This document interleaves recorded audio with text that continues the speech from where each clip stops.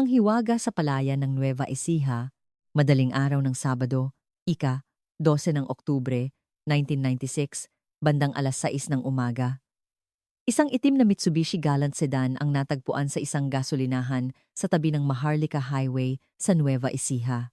Malamig na ang makina nito at ang upuan sa driver's seat ay todo ang pagkakahiga.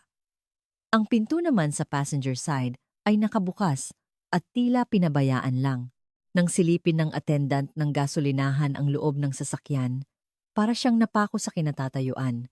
Sa paanan ng passenger seat, naroon pa rin ang isang briefcase na may lamang 300,000 piso sa likurang upuan. Nakabuklat ang isang ledger ng mga transaksyon sa bigas. Ngunit ang may-ari ng sasakyan ay hindi matagpuan kahit saan. Ang sasakyan ay pag-aari ni Jose de la Cruz, isa sa mga pinakakilalang rice miller at trader sa Cabanatuan. Noon ay 54 na taong gulang. Kasama niyang nawawala ang kanyang asawang si Maria de la Cruz, 52 anyos. Ayon sa testimonya ng pamilya, umalis ang mag-asawa bandang alas 11 ng gabi bago iyon. Hindi nila sinabi kung saan sila pupunta. Isang simpleng, "Babalik din kami agad" lang ang kanilang binitiwan. Nang dumating ang mga pulis, ang una nilang ginawa ay ang magtanong-tanong sa paligid. Ayon sa may-ari ng isang maliit na karinderya sa tabi ng gasolinahan, mga alas 4 ng madaling araw. Siguro, yon. Nakita ko yung sasakyan na nakaparada dyan. Akala ko customer. Pero lumipas ang isang oras, wala pa ring lumalabas na tao. Nang masuri ang plaka ng sasakyan, napag-alaman na huli itong namataan palabas ng Cabanatuan City proper bandang 11:30 ng gabi. Pagkatapos noon, wala nang nakakaalam kung ano ang kanilang naging sinapit. Si Jose de la Cruz ay isang respetadong direktor sa kooperatiba ng mga magsasaka ng Nueva Ecija. Halos 30 taon na siya sa negosyo ng bigas at halos lahat sa Cabanatuan ay kilala siya. Lalo na ang kanilang palayan at kiskisan na pinamamahalaan niya kasama ang kanyang kapatid. Isa ito sa 5 pinakamalaki sa buong Nueva Ecija. Ang kapatid niyang si Pedro de la Cruz ay ang bise-presidente ng nasabing kooperatiba. Magkatuwang ang magkapatid sa pagpapalago ng kanilang negosyo na minana pa nila sa kanilang ama. Ngunit may isang kakaibang bagay. Ayon sa panganay na anak ni Jose na si Juanito de la Cruz, ilang araw bago mawala si Itay, malungkot po ang itsura niya. Parang may mabigat siyang problema. Pero kapag tinatanong namin, ayaw naman niyang magsalita. Noong araw ng pagkawala, bandang alas 8 ng gabi, nag-inuman si Jose at ang kapatid niyang si Pedro. Nagkita sila sa isang maliit na beer house sa syudad. Nag-usap ang magkapatid doon ng halos 2 oras at naghiwalay bandang lampas alas 10. Ayon sa may-ari ng beer house, mukhang seryoso po ang pinag-uusapan nila. Hindi man malakas ang boses nila, pero ramdam mong mabigat ang usapan. Iyon na ang huling beses na may nakakita sa mag-asawang De la Cruz.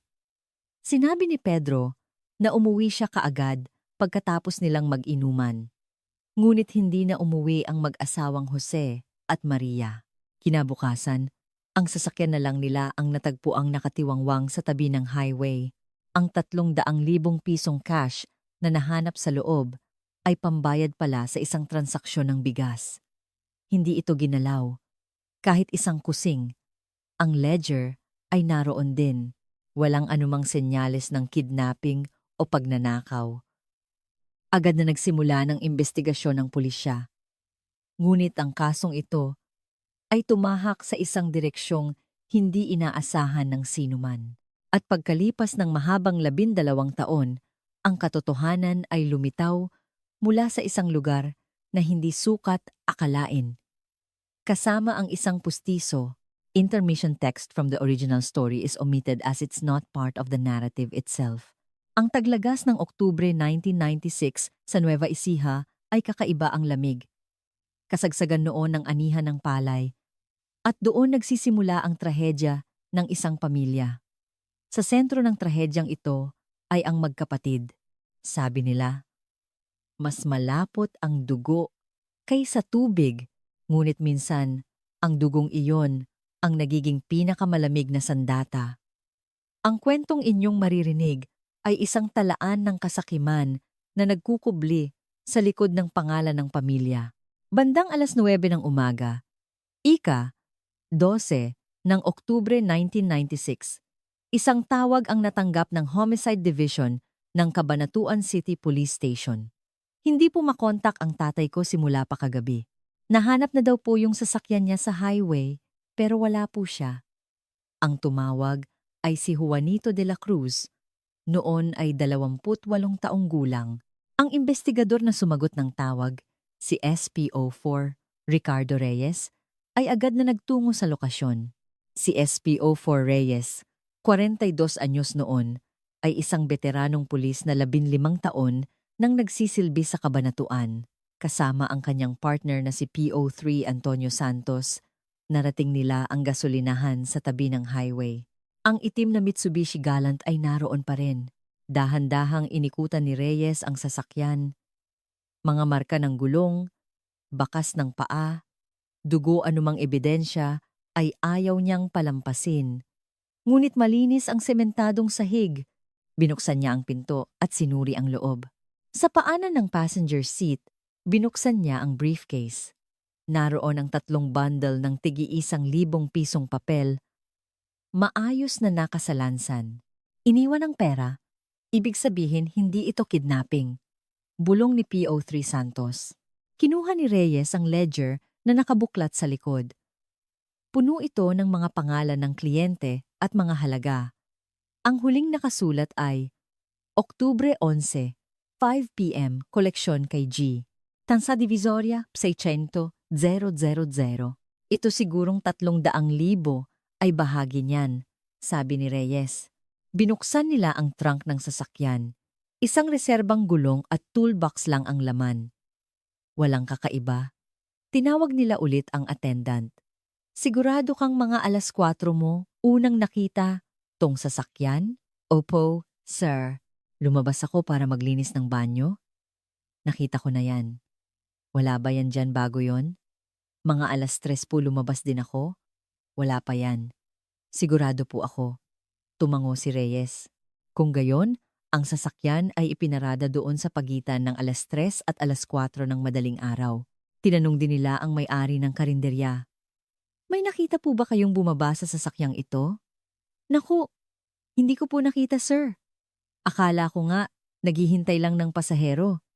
May iba pa po bang sasakyan? May dumaan ba noong mga oras na yon? Nag-isip sandali ang tindera. Madaling araw po, kaunti lang ang sasakyan. Siguro mga ilang truck lang po ang dumaan.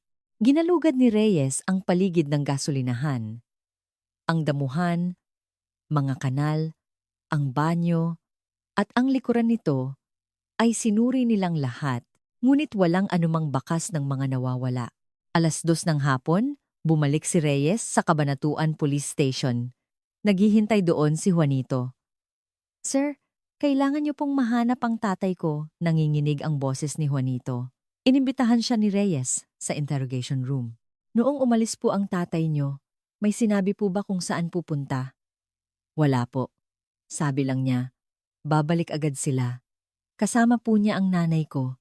Kamakailan po, may nakaaway ba ang tatay niyo dahil sa pera? Umiling si Juanito. Halos 30 taon na po si Itay sa negosyo ng bigas. Wala po siyang naging problema sa mga kliyente niya. Kumusta po ang relasyon nila sa pamilya? Maayos po kami, lalo na po ang Itay. At si Tito Pedro, sobrang close po sila. Nagsulat si Reyes sa kanyang notepad. Ano po ang buong pangalan ng tito niyo? Pedro de la Cruz po. Siya po ang vice-presidente ng kooperatiba. Kasosyo po sila ni Itay sa negosyo. Opo, nabalitaan ko. Mula pa raw po sa lolo niyo ang palayan at kiskisan na pinapatakbo nila. Sandaling nag-isip si Reyes. Mayroon po bang hindi pagkakasundo ang magkapatid pagdating sa negosyo? Tila nag-atubili si Juanito. Nitong mga nakaraang araw po, medyo malungkot nga si Itay, pero hindi ko po alam kung bakit. Ayaw niyang sabihin. Naramdaman ni Reyes na wala na siyang makukuhang iba kaya pinauwi na niya si Juanito.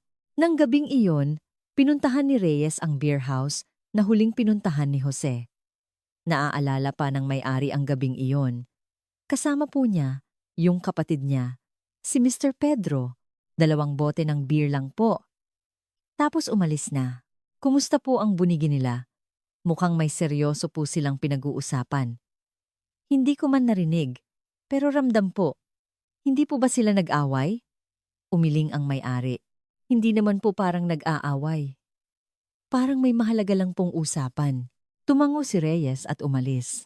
2 araw ng pagkawala. Nagsimula na ang malawakang paghahanap. Ginamit ang mga K-9 dogs para galugarin ang mga palayan at ilog sa paligid ng highway. Ngunit walang natagpuan. Pinuntahan ni Reyes ang opisina ni Jose de la Cruz. Nasa 2 palapag ito ng isang 3-story building sa sentro ng syudad. Si Juanito ang nagbukas ng pinto.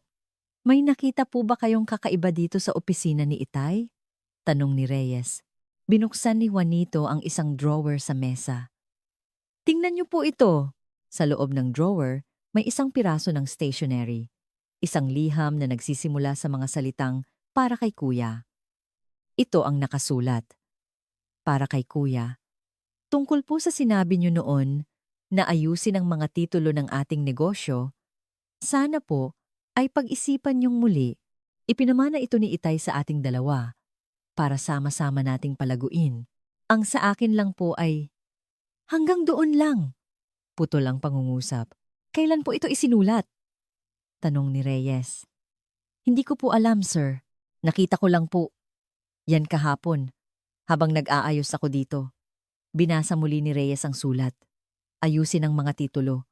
Paulit-ulit itong tumatakbo sa kanyang isipan. 4 na araw ng pagkawala. Ipinatawag ni Reyes si Pedro de la Cruz sa istasyon.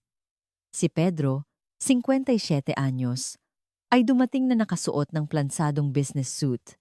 Naiintindihan ko pong nag-aalala kayo sa nangyari sa kapatid ninyo, sabi ni Reyes. Tumango si Pedro. Hindi ako makatulog sa gabi. Pakiusap. Hanapin niyo na siya. Nabalitaan po namin na nag-inuman kayo noong gabi bago siya mawala. Oo, totoo yan. Saan po kayo nagkita? Sa isang beer house sa syudad. Mga 8:00 ng gabi kami nagkita. Ano po ang pinag-usapan ninyo? Sandaling nag-isip si Pedro. Wala namang espesyal. Kuwentuhan lang ng magkapatid habang umiinom. Medyo kakaiba po na sa loob ng 2 oras ay wala kayong napag-usapang importante. Sumimangot ang mukha ni Pedro. Pangkaraniwang usapan lang. Tungkol sa negosyo, sa pamilya, mga ganoong bagay. Habang nagsusulat, nagtanong si Reyes.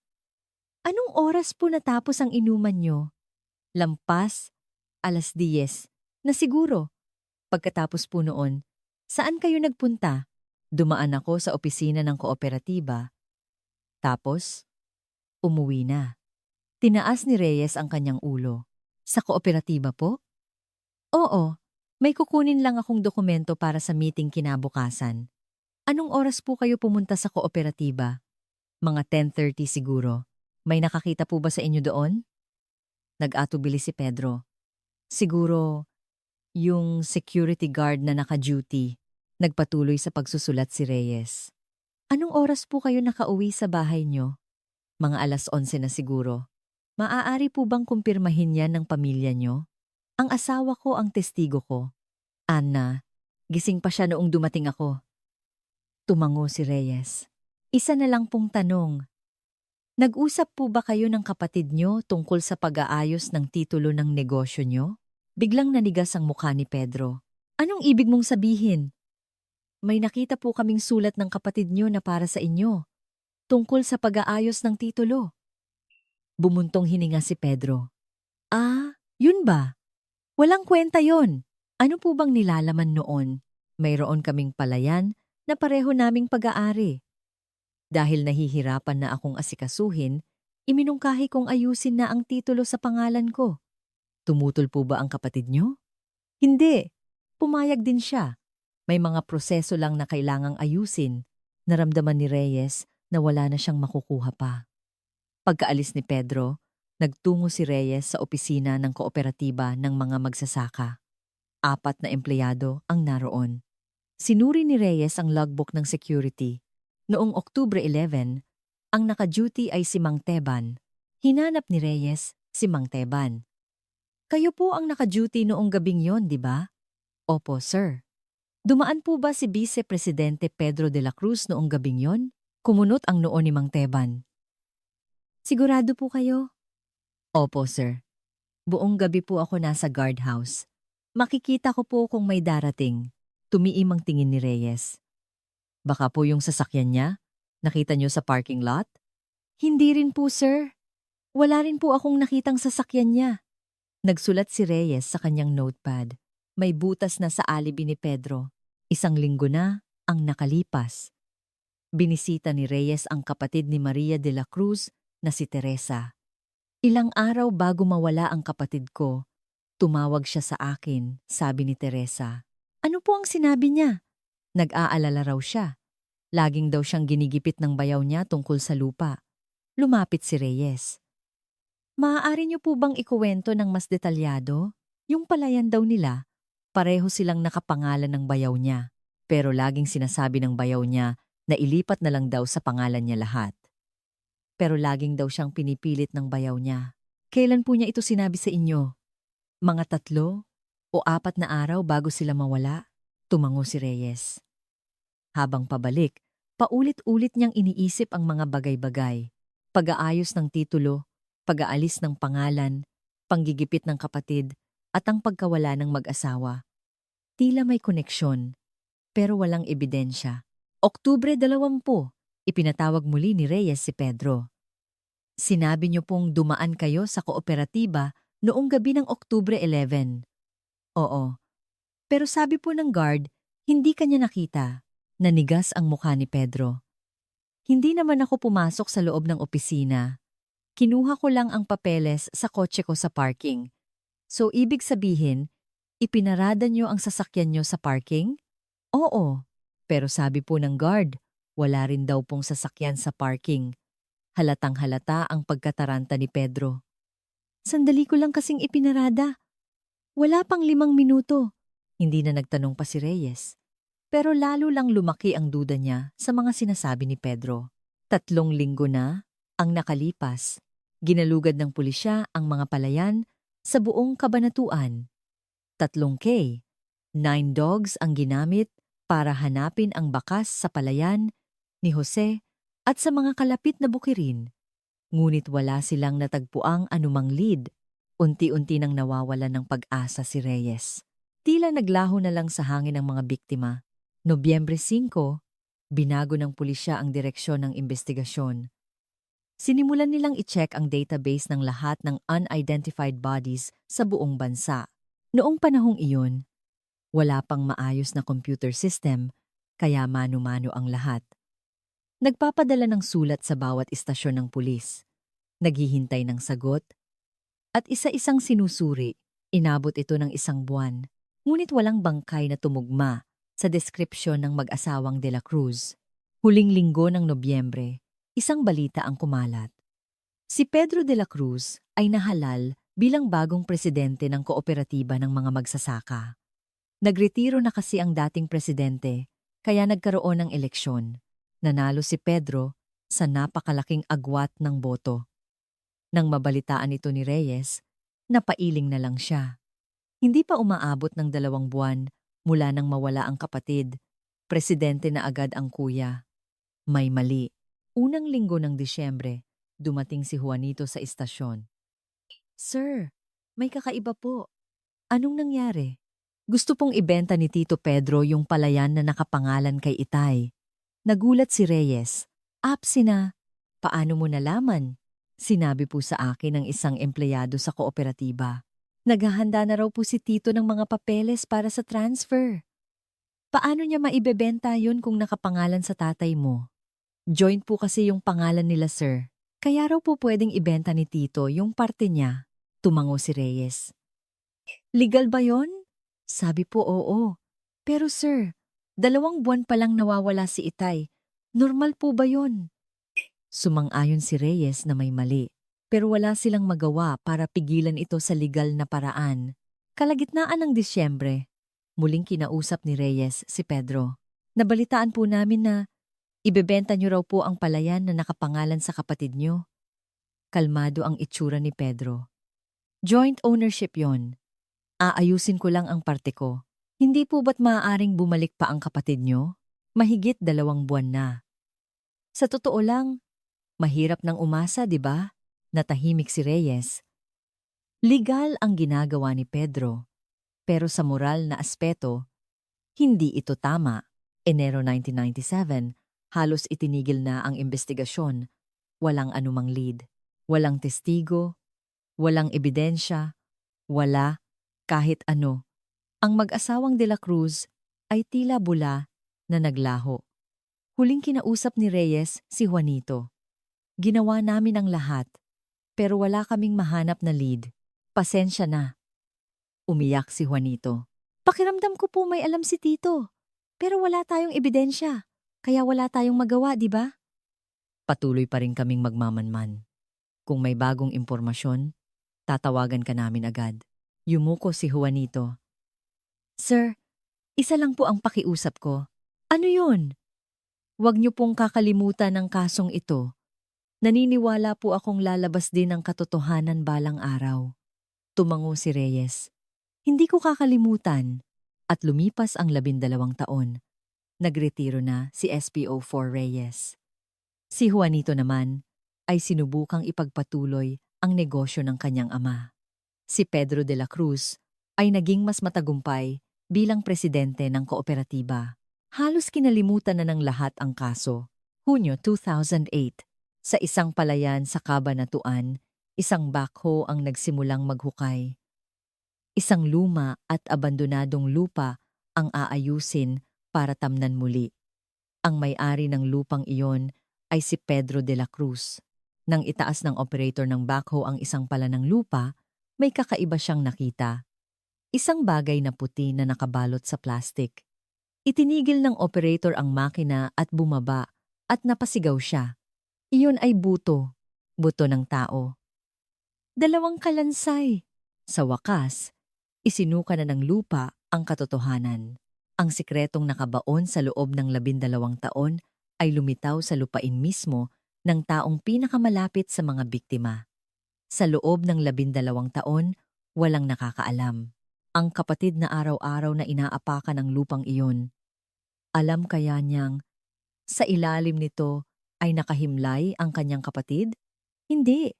Sigurado siyang alam niya. Habang nagtatanim siya ng palay, alam niyang abot ng mga ugat nito ang mga buto ng kanyang pinaslang na kapatid. Hunyo 17, 2008, Martes, 10:00 ng umaga. Isang backhoe ang naghuhukay sa isang palayan sa labas ng Cabanatuan City. Ang operator, si Mang Nestor, ay gaya ng dati, abala sa kanyang trabaho. Ang palayang ito ay 12 taon nang nakatiwangwang.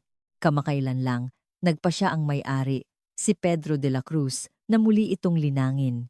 Isang pala ng lupa ang hinukay ni Mang Nestor. May lalim na halos 1.5 metro, ngunit may sumabit na kakaiba sa bucket ng backhoe. Isang itim na plastik, makapal, at ilang beses na ibinalot. Itinigil ni Mang Nestor ang makina at bumaba. Nang lumapit siya, may nakita siyang parang puting pulbos sa loob ng plastik. Ano to? Dahan-dahan niyang inalis ang kaunting plastik. Biglang namutla ang kanyang muka. Ang puting pulbos ay apog, quicklem. At sa ilalim nito, may mga buto ng tao. Napasigaw si Mang Nestor at napaatras. Kinuha niya ang kanyang nanginginig na cellphone at tumawag sa pulis. 11:00 ng umaga, dumating ang scene of the crime operatives, SOCO team, mula sa Cabanatuan Police. Kinordon nila ang lugar at sinimulan ang masusing paghuhukay. Nang maingat ning naalisin ang plastik, 2 kalansay ang bumungad, isang lalaki at isang babae, base sa itsura. Ang buong kalansay ay nababalutan ng apog. Bagamat 12 taon na ang lumipas, dahil sa apog, nanatiling buo ang mga buto. Sinuri ng hepe ng SOCO ang paligid. Sa tabi ng mga kalansay, may isang maliit na bagay siyang natagpuan. Isang pustiso. Isang set ng pustiso para sa itaas na bagang.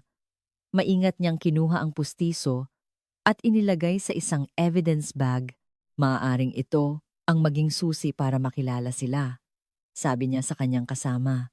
2:00 ng hapon, isang Special Investigation Task Group ang binuo sa ilalim ng hepe ng pulisya ng Kabanatuan.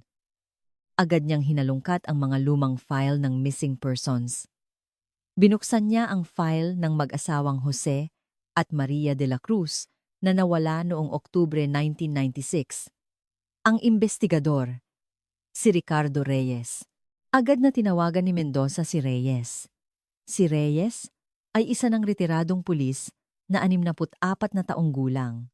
Sir Reyes, natatandaan niyo pa po ba ang kaso ng pagkawala ni Jose de la Cruz noong 1996? Sa kabilang linya, narinig ang boses ni Reyes. Paano ko makakalimutan yon? Habang buhay na, yung nakatatak sa isip ko. May natagpuan po kaming kalansay sa isang palayan sa labas ng Kabanatuan. Sandaling natahimik si Reyes. Taan forming Sandanane. Kaninong lupa yan? Pag-aari po ni Pedro de la Cruz. Narinig ang malalalim na buntong hininga ni Reyes sa kabilang linya, gaya ng inaasahan ko. Hunyo 18. Ipinadala sa PNP Crime Laboratory ang pustiso para sa pagsusuri. Kasabay nito, nakuha nila ang dental records ni Jose de la Cruz. Sa kabutihang palad, may record pa sa isang dental clinic sa Kabanatuan mula 1995. Noong taong iyon, nagpagawa ng bagong pustiso si Jose. Nakadetalye sa record ang mga katangian ng pustiso. Isang gintong ngipin sa kaliwang bagang, isang maliit na gasgas sa kanang pangil. Eksaktong tumugma sa nahanap na pustiso. Hunyo 20, dumating ang unang resulta mula sa crime lab. Ang nahanap na pustiso ay kumpirmadong pag-aari ni Jose de la Cruz. Agad na tinawagan ni Mendoza si Juanito de la Cruz. Si Juanito ay 40 anyos na ngayon. Isang anak na naghintay ng 12 taon. Ang kalansay po ay kumpirmadong sa inyong ama. Sa sinabi ni Mendoza, natulala si Juanito. Ang nanay ko po, ang pangalawang kalansay ay may balakang ng babae.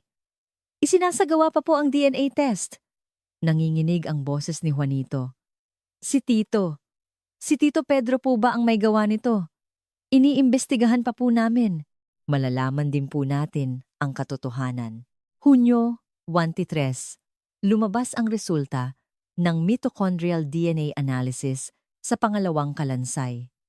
Nang ikumpara sa DNA na kinuha mula kay Juanito, 99.9% ang match sa panig ng ina. Kumpirmadong si Maria de la Cruz nga iyon, ang mag-asawang 12 taong nakabaon sa lupa. Ngayon, nakilala na sila. Ang natitira na lang ay ang paghahanap sa salarin. Hunyo 2, alas 6 ng umaga. Pinalibutan ng Special Investigation Task Group ang bahay ni Pedro de la Cruz. Dala ang warrant. Kumatok sila sa pinto. Bumukas ang pinto at lumabas si Pedro. Malapit na siyang magpitumpu, ngunit malakas pa ring tingnan. Mr. Pedro de la Cruz, inaaresto ka namin sa salang pagpatay, sabi ni Mendoza habang ipinapakita ang warrant. Nanigas ang mukha ni Pedro. Anong pinagsasabi ninyo? Wala akong. Ang kalansay ng kapatid mo at ng asawa niya ay natagpuan sa palayan mo. Sumama ka sa amin. Hindi na nanlaban si Pedro. Yumuko lang siya at sumama. Kasabay nito, inaresto rin ang asawa ni Pedro na si Elena de la Cruz. Si Elena, 65 taong gulang, ay gulat na tumingin sa mga pulis. Wala akong alam! Tanungin niyo ang asawa ko! Ngunit isinama rin siya ng mga pulis. 9:00 ng umaga, sa interrogation room ng Kabanatuan Police Station. Umupo si Pedro sa harap ni Mendoza. Oktubre 12, 1996, nawala ang kapatid mong si Jose de la Cruz at ang kanyang asawa, simula ni Mendoza. At pagkalipas ng 12 taon, sa palayan mo natagpuan ang kanilang mga kalansay. Walang imik si Pedro. Ano ang nangyari? Matagal na natahimik si Pedro bago nagsalita. Hindi ko alam. Ang lupang yon. Binili ko lang noong katapusan ng 1996. Huwag ka nang magsinungaling, sabi ni Mendoza habang inilalabas ang isang dokumento. Ayon sa titulo ng lupa, binili mo ang lupang ito noong Oktubre 11, 1996. Namutla ang mukha ni Pedro, isang araw bago sila mawala. Magpaliwanag ka. Kinagat ni Pedro ang kanyang labi. Siguro, nagkamali lang ako ng alaala. Nagkamali ng alaala? Binili mo ang lupa? Isang araw bago mawala ang kapatid mo? Yumuko si Pedro. Wala talaga akong alam. Baka naman noong binili ko yung lupa. May nakabaon na doon. Ngumisi si Mendoza. So ikaw pa ang biktima ngayon? Wala. Wala akong ginawa. Sa kabilang kwarto, si Elena naman ang iniimbestigahan ng isang babaeng pulis. Alam niyo po bang pinatay ng asawa niyo ang kapatid niya? Umiling si Elena. Hindi po. Wala po akong alam. Pero sa palayan niyo po natagpuan ang mga kalansay. Gawa yun ng asawa ko. Wala akong kinalaman dyan. Nagtanong ang pulis. Noong gabi ng Oktubre 11, 1996, nasaan po kayo? Nag-atubili si Elena bago sumagot. Nasa bahay lang po ako. Ang asawa niyo po? Umalis po siya. Makikipagkita raw po sa bayaw ko. Anong oras po siya bumalik? Nanginginig ang boses ni Elena. Madaling araw na po. Mga 2:00 na siguro. 2:00 ng madaling araw? Bakit po? Sobrang gabi na. Hindi sumagot si Elena. Alam niyo po kung anong nangyari noong gabing yon, di ba? Umiling si Elena. Hindi ko po alam. Tanungin niyo na lang po ang asawa ko. Hunyo 25. Nang ikumpara ang mga testimonya, lumabas ang malaking kontradiksyon. Sinabi ni Pedro na umuwi siya ng 11:00 pagkatapos mag-inuman. Ngunit sabi ni Elena, 2:00 ng madaling araw na dumating ang asawa niya. Isang 3 oras na nawawala. Ano ang nangyari? Sa loob ng 3 oras na iyon, nagpasya si Mendoza na pagharapin ang dalawa. 3:00 ng hapon, sa interrogation room, magkaharap na sina Pedro at Elena. Sabi mo, 11:00 ka umuwi, sabi ni Mendoza kay Pedro. Pero sabi ng asawa mo, 2:00 ka na ng madaling araw dumating. Sino ang nagsasabi ng totoo? Tiningnan ng masama ni Pedro ang kanyang asawa. Nagkakamali ka lang ng tanda! Sumigaw si Elena. Hindi! Sigurado akong 2:00 yon. Tiningnan ko ang orasan! Sinungaling! Ikaw ang sinungaling! Nagkasigawan ang dalawa. Pinaghiwalay sila ni Mendoza. Ngayon, unti-unti nang lumilinaw ang lahat. Hunyo 26. Muling inimbestigahan si Pedro. Tinawagan ni Mendoza ang retiradong pulis na si Ricardo Reyes.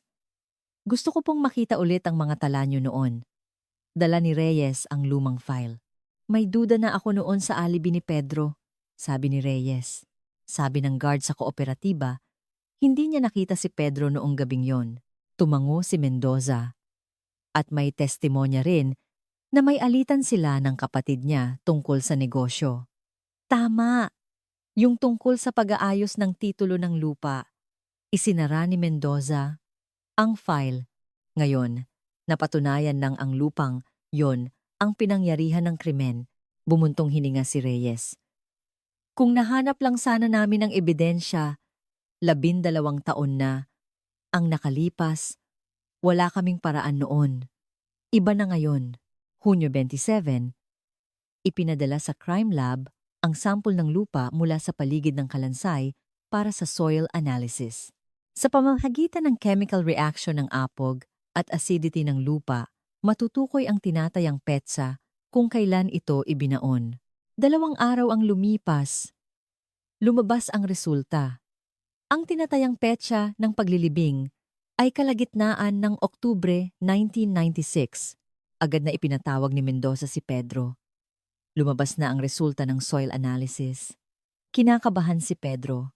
Ang mga kalansay ay inilibing noong kalagitnaan ng Oktubre 1996, sabi ni Mendoza habang inilalabas ang dokumento.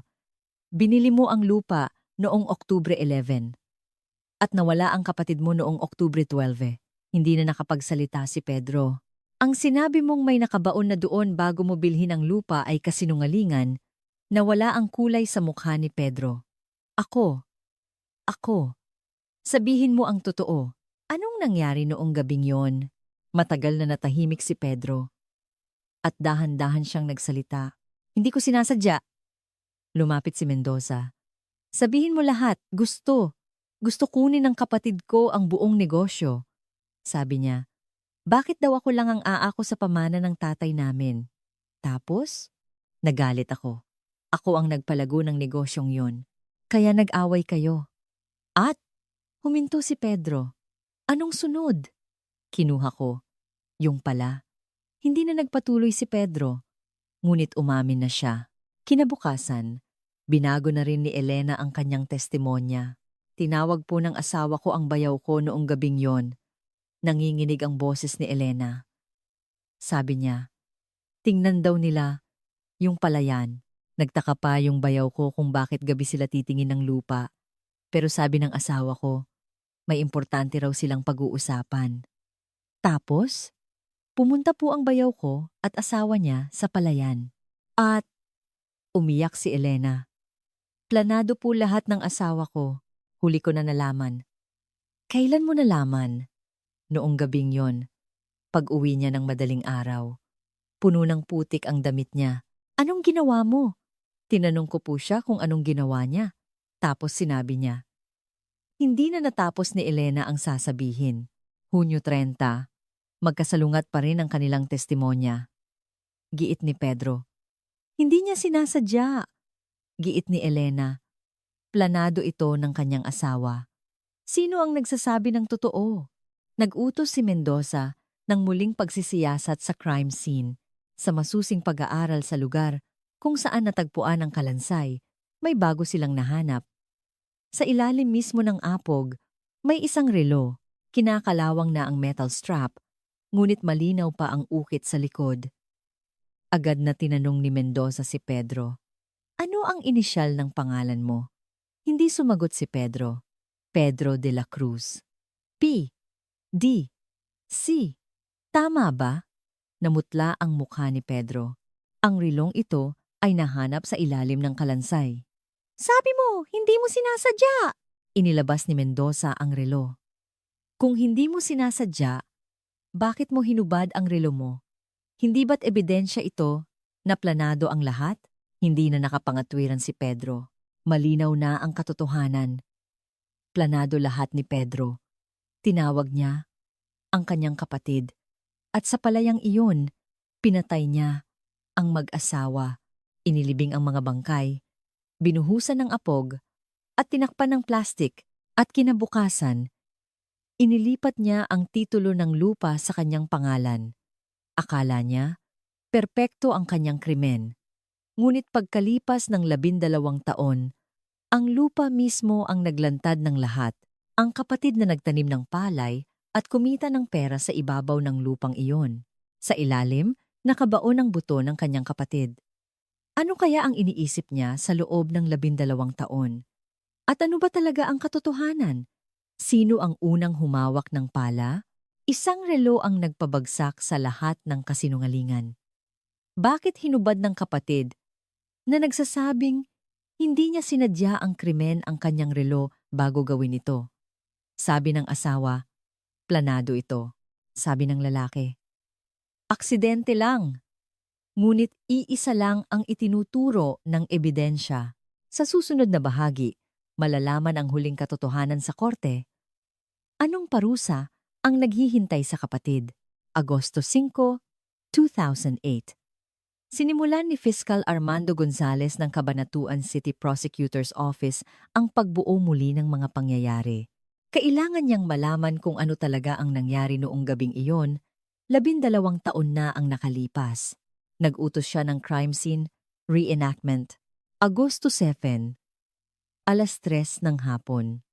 Sa palayan sa labas ng Cabanatuan. sa lugar kung saan natagpuan ang mga kalansay. Dinala doon si Pedro, nakaposas.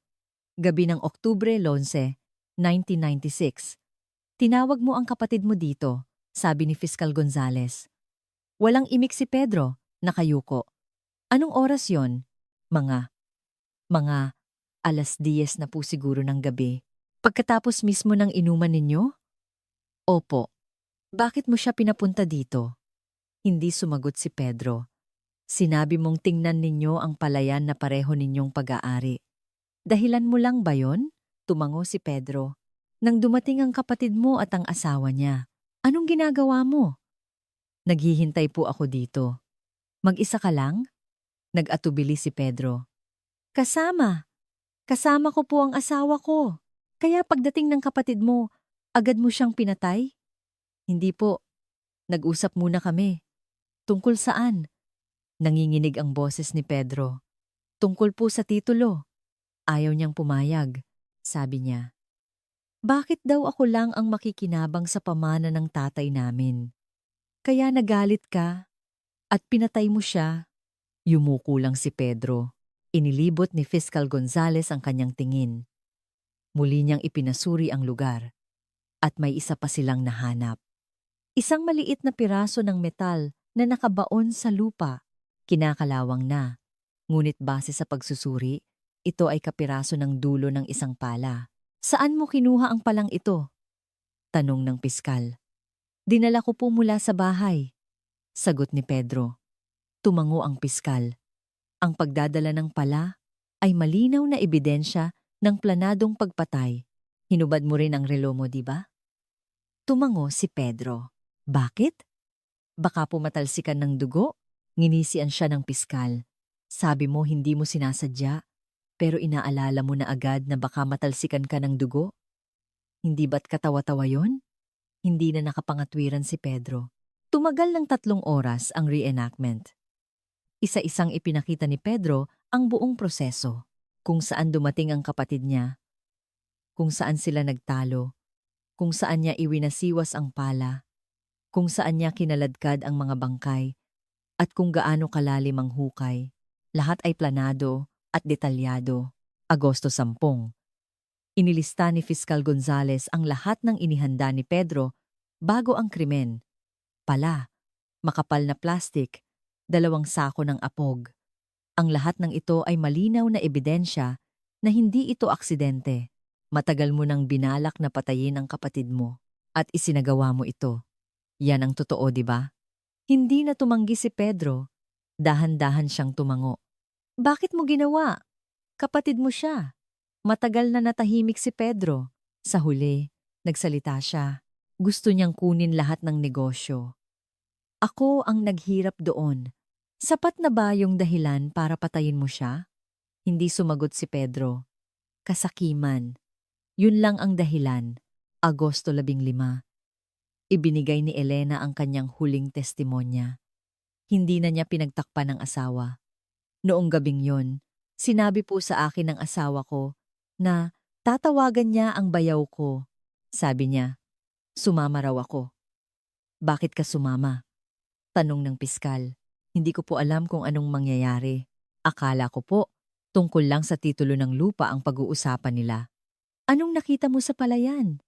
Umiyak si Elena. May hawak na pala ang asawa ko.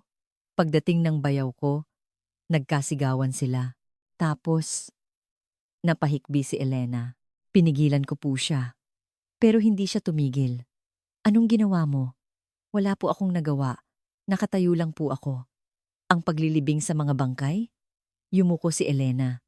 Sinunod ko lang po ang utos niya. Ibinalot sa plastik. Binuhusan ng apog. Bakit hindi ka nag-report sa pulis? Hindi sumagot si Elena. Maya-maya, mahina siyang nagsalita. Natakot po ako. Baka pati ako. Patayin niya. Sa testimonya ni Elena, nabuo na ang buong kwento. Planadong pinatay ni Pedro ang kanyang kapatid at ginawa niyang kasabwat ang kanyang asawa. Oktubre 15, 2008, nagsimula ang unang pagdinig sa loob ng korte. Naroon si Juanito at ang kanyang pamilya. Sa upuan ng mga akusado, magkatabing nakaupo sina Pedro at Elena, akusadong Pedro de la Cruz, akusadong Elena de la Cruz. Inaamin niyo ba ang paratang na pagpatay kay Jose de la Cruz at Maria de la Cruz noong gabi ng Oktubre 11, 1996? Yumuko si Pedro. Inaamin ko po. Nanginginig na sumagot si Elena. Bahagya ko pong inaamin. Tumayo si Fiscal Gonzales. Ang akusadong si Pedro de la Cruz ay planadong pinatay ang sarili niyang kapatid at asawa nito para masakop ang kanilang ari-arian. Isa-isang inilahad ng piskal ang mga ebidensya. Ang inihandang pala, ang hinubad na relo, ang lupang binili isang araw bago ang krimen. Lahat ay nagpapatunay ng isang detalyadong plano. Sa loob ng 12 taon, nagtanim ang akusado sa ibabaw ng mga kalansay at kumita mula rito. Hindi ito simpleng pagpatay. Ito ay isang krimen laban sa sangkatauhan. Ang pagpatay sa sariling kapatid para sa pera. Tumayo si Juanito. Judge! Pinigilan siya ng huwes. Ngunit sumigaw si Juanito. Tito! Mas mahalaga pa ba ang negosyo kaysa sa kapatid mo?